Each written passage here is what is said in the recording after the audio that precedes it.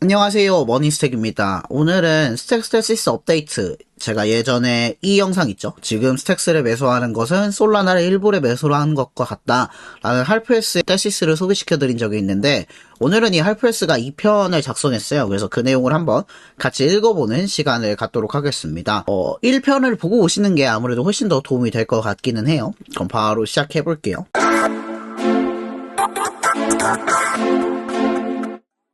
최근 스택스에서 이뤄진 주요 발전에 따라 저희의 초기 논거는 더욱 명확해지고 있습니다. 전반적으로 비트코인 블록 공간에 대한 수요가 굳건해지면서 스택스상 개발 중인 제품에 대한 수요 또한 커지고 있습니다. 저희는 스택스가 좀 더 정교한 비트코인 기조의 유틸리티를 만들어내고 있으며 기술의 활성화 이후 진행한 비트코인 레이어 2로의 탈바꿈을 목표로 하고 있다 보고 있습니다. 또한 스택스 팀은 비트코인의 반감기가 일어날 내년 4월 이전에 나카모토 업그레이드를 진행할 예정입니다. 이와 같은 긍정적 변화가 예고되어 있음에도 불구하고 현 시장상 발생하는 즉각적인 촉매 때문에 스택스에 대한 관심은 줄어들고 있습니다. 하지만 저희의 논거에 대한 확신은 더욱 강해졌으며 스택스의 연속적인 핵심 마일스톤 달성 직전에 시장의 관심은 줄어들면서 포착할 수 있는 특별한 기회가 남겨져 있다 보고 있습니다. 첫 문단을 요약해보면 제가 일전에 읽어드렸던 첫 번째 테시스 있죠? 얘네가 이제 우리는 비트코인 기반의 레이어2가 활성화될 것 같고, 이제 비트코인 경제가 본격적으로 활성화될 것 같고, 레이어2들 FTB를 비교해보면 스택스가 워낙에 낮기도 하고, 비트코인 레이어2에 투자를 하고 싶다고 하면 스택스밖에 선택지가 사실 없지 않나? 뭐 이런 내용을 담은 1편 글이었죠. 그런데 그런 논조는 훨씬 더 강해졌는데, 지금은 사람들이 다 비트코인 ETF에만 관심을 갖고 있으니까 오히려 스택스가 주목을 조금 덜 받고 있는 것 같다라는 말을 하고 있어요. 하지만 그럼에도 불구하고 이 할프레스의 투자 논거는 더욱더 강해졌대요. 스택스는 마일스톤을 달성하고 있는데 시장의 관심은 오히려 줄어들면서 포착할 수 있는 특별한 기회가 남겨져 있다고 생각한대요. 왜 그런지 한번 살펴보도록 합시다. 현재 비트코인의 블록 스페이스에 대한 공간의 수요는 공고했으며 올해 비트코인 네트워크의 평균 수수료는 50배가량 증가했습니다. 오디널스의 발전 또한 지속되고 있고 네트워크상에서 비트코인에 대한 단순 보유 수요 외에 다른 목적의 수요가 발생하고 있음을 확인할 수 있었습니다. 거기에 비트코인의 꾸준한 가격 퍼포먼스와 미국의 현물 비트코인 ETF 승인 예상으로 인해 규제 명료화 흐름이 생겼고, 이는 글로벌 자산이자 가치 저장 수단으로서의 비트코인 위치를 확립하고 시장 점유율을 확대했습니다. 이와 같은 상황이 맞물려 스택스에서 개발 중인 프로덕트의 수요, 즉 고차원의 비트코인 애플리케이션이 운영될 수 있는 유연하고 안전한 비트코인 기반의 환경에 대한 수요 또한 증가하고 있습니다. 이러한 수요에 발맞춰 스택스의 장기적인 비전은 기술적 발전을 통해 비트코인의 진정한 레이어2로 전환하는 것에 중점을 두고 있습니다. 실제로 데이터를 살펴보면 진짜 최근에 막 오디널스나 BRC20나 이런 거 하시는 분들은 알 텐데 비트코인 트랜잭션 수가 눈에 띄게 정도가 아니고 진짜 너무 많이 증가했어요. 여기 최근 준 자료를 살펴보시면 BRC 트랜잭션도 엄청나게 늘어나고 있고, 뭐 오디널스 NFT 시장도 엄청 핫하죠. 저는 뭐 ARC까지도 심지어는 보고 있긴 한데 뭐 넘어갑시다. 그리고 비트코인 가격도 이제 ETF 된다 하면서 엄청 많이 오르고 있죠. 그러니까 이 문단의 요약은 비트코인을 활용하려는 수요는 이전에 비해서도 더 강해졌다라는 말을 하고 있는 거예요. 그럼 스택스는 어땠을까요? 한번 살펴보도록 합시다. 그동안 스택스는 나카모토 출시에 집중하기 위해 지난 몇 달 동안 스택스 개발자 리소스의 대부분을 투입했으나 이 사실이 많은 이들에게 알려지진 않았습니다. 최근 스택스 개발팀은 나카모토 노드와 RPC 엔드포인트를 구현한 핵심 마일스톤인 모카모토를 달성했으며, 이로써 비트코인 반감기 일정에 맞춰 4월까지 나카모토 메인넷을 출시할 기반을 갖추게 되었습니다. 이게 스택스 팀 특징이기도 한데 진짜 대부분 막 개발만 열심히 하고 마케팅이라고 해야 될까요? 그런 거를 되게 소극적으로 하는 것 같아요. 그냥 뭔가 빌더 중심의 문화가 있는 팀이라서 그런지 얘네 깃허브 같은 데 가면 진짜 하루가 다르게 업데이트가 많이 되고 있거든요. 저희는 다가오는 이번 업그레이드가 여러 변화를 가져올 강력한 촉매제로서 작용할 것이라 믿고 있습니다. 지금의 스택스는 블록 생성 시간이 비트코인 레이어 1을 따르기 때문에 다소 느리고 보안 이슈로 인해 브리징된 비트코인을 지원하고 있지 않습니다. 하지만 업그레이드가 진행되면 스택스는 블록 생성 시간이 5초로 크게 단축되며 스택스 합의 메커니즘과 통합된 안전하고 효율적인 랩핑된 비트코인인 SBTC를 기본적으로 지원하게 됩니다. 나카모토 릴리즈와 SBTC 이야기를 유지를 하고 있죠. 스택스 생태계는 현재의 기술적 한계에도 불구하고 다수의 우수한 팀들이 탄력적인 생태계를 유지해오고 있습니다. 이에 앞으로 출시될 SBTC와 나카모토 업그레이드가 네트워크를 어떻게 의미있게 변화시킬 것이며 그에 따라 어떠한 발전을 이룩하게 될지 기대하고 있습니다. 또한 스택스는 이번 업그레이드 이후 비트코인의 해시파워를 100%로 보안을 유지하도록 전환되기에 보다 비트코인 레이어 2에 근접한 모습을 선보이게 될 것입니다. 그러니까 스택스에서 개발하던 사람들은 비트코인을 사용하고 싶다는 열망으로 가득한 사람들이죠. 그런데 솔직히 클래리티라는 언어적 장벽도 그렇고 아직까지 막 생태계가 엄청 활성화돼 있다 라고 보기는 힘든 상황이었어요. 하지만 그럼에도 불구하고 다수의 우수한 팀들이 탄력적인 생태계를 꾸려왔던 것을 보면 오히려 진짜 업데이트가 끝나면 더 잘 될 수도 있겠다라는 말을 하고 있는 거죠. 앞으로 다가올 다음 소식들은 스택스에 대한 관심을 크게 증폭시켜줄 것입니다.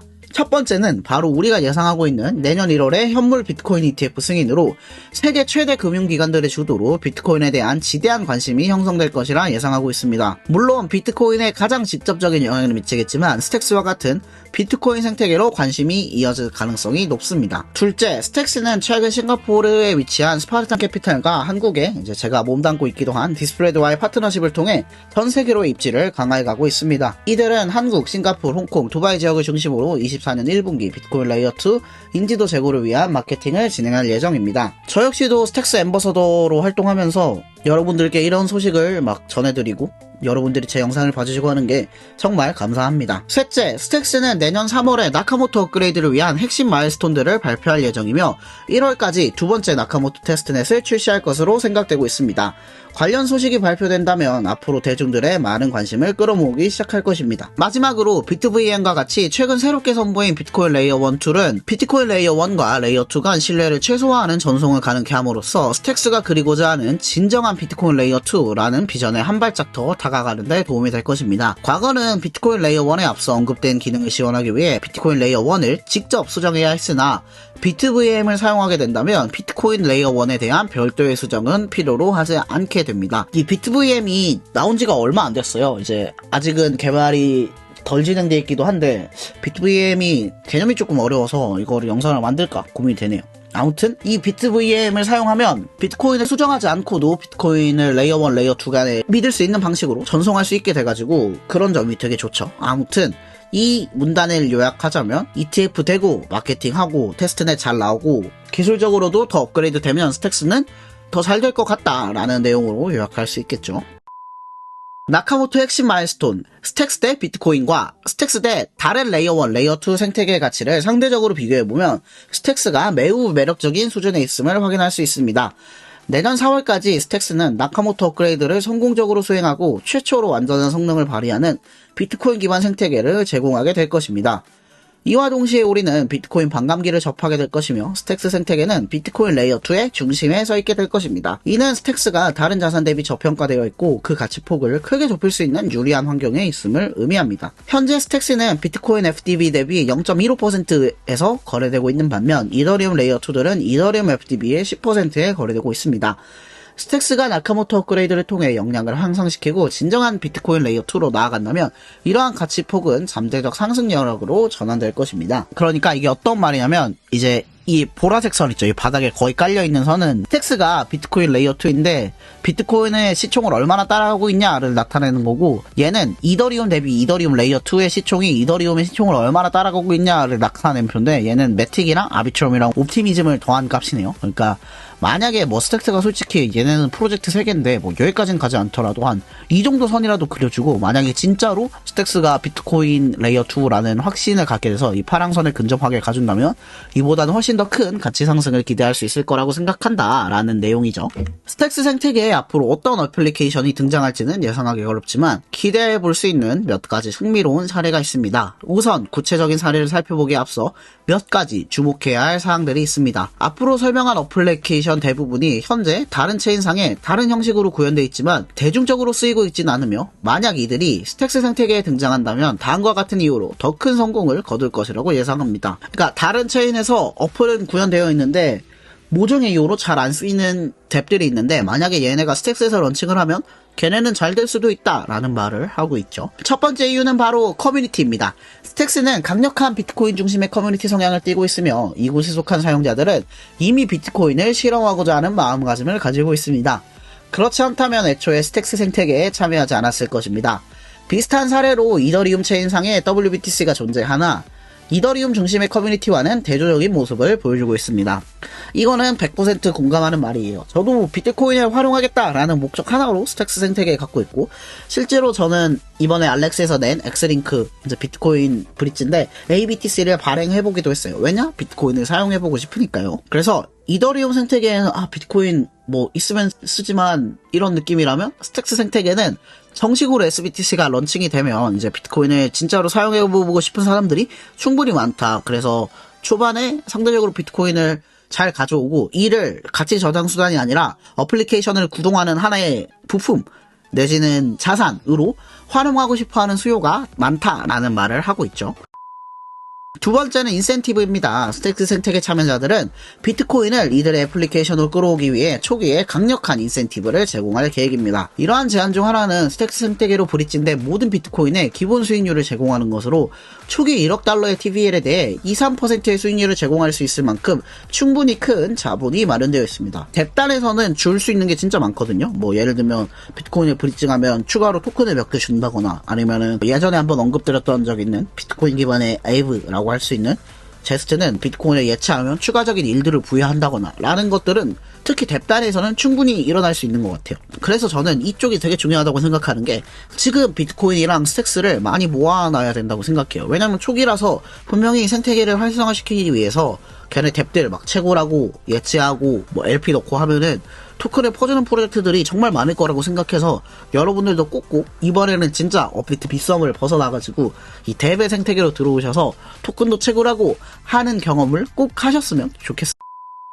세 번째, 나카모토 업그레이드를 통해 스택스는 비트코인에서 기존과 동일하게 블록 트랜잭션을 정산할 수 있을 뿐만 아니라 완전한 비트코인 리오그 내성을 갖출 수 있게끔 업그레이드할 예정입니다. 최종적으로 스택스는 진정한 레이어2로 전환할 것이며 비트코인 커뮤니티가 스택스 생태계에 더 많은 애플리케이션을 탐색할 수 있도록 추가적인 인센티브를 제공할 계획입니다. 이후 패스트블록과 SBTC가 활성화되면 스택스의 비트코인 기반의 고성능 NFT 마켓플레이스가 등장할 수 있습니다. 이는 오디널스 거래를 보다 효율적으로 만들어주고 오디널스 NFT 컬렉션의 발생을 촉발시킬 것입니다. 또한 SBTC 패그를 확장하여 레이어 1에서 오디널스를 락업하고 스택스 레이어 2에서 사용할 수 있으며, 이는 오디널스 거래 경험을 더 빠르고 저렴하고 프로그래밍이 가능한 방식으로 전환시켜줄 것입니다. 대출과 같은 전통적인 디파이 애플리케이션, 예를 들면 제스트 같은 거 에도 SBTC를 활용할 수 있는 가능성이 존재합니다. SBTC 페어를 기반으로 하는 다양한 서브 토큰에 대한 거래도 활성화될 것이며, 알렉스는 이미 이를 위한 기반을 구축했습니다. 이와 같은 다양한 애플리케이션은 자체적으로 수익을 발생시키면서 많은 이들에게 활용될 수 있습니다. 스택스 생태계에 새로운 유틸리티가 제공되는 미래는 머지않아 다가올 것입니다. 라고 글을 완성하고 있네요. 여기까지 읽어보면 첫 번째 테시스가 훨씬 더 내용이 많았던 것 같아요. 그리고 나는 이렇게 생각한다.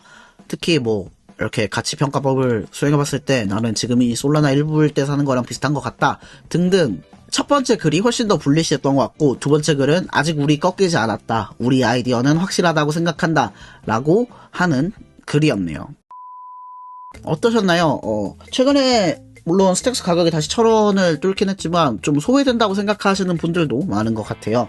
개인적인 의견이지만 여기저기 왔다 갔다 했을 때 저는 좋지 않긴 하더라고요. 그래서 저는 항상 제 전체 시드에 조금을 떼놔서 이제 어디든 갈 수 있는 시드를 마련해 놓고 이제 포모 방지용 이제 그렇게 활용을 하고 있는데, 여러분들도 모쪼록 좋은 투자 하시기를 바랍니다. 그리고 꼭 나카모토 릴리즈가 출시되면 여러분들도 이제 업비트 빗썸 같은 기본 거래소가 아니라 해외 거래소들도 써보고 이제 거래소를 넘어서 그냥 뎁들을 써보셨으면 좋겠어요. 그게 블록체인의 꽃이거든요. 업비트 빗썸은 진짜 코끼리 다리만 만지고 내가 코인하고 있어 라고 하는 거랑 똑같다고 저는 생각을 해서, 나중에 생태계가 활성화되면 그쪽도 한번 소개를 시켜드리도록 하겠습니다.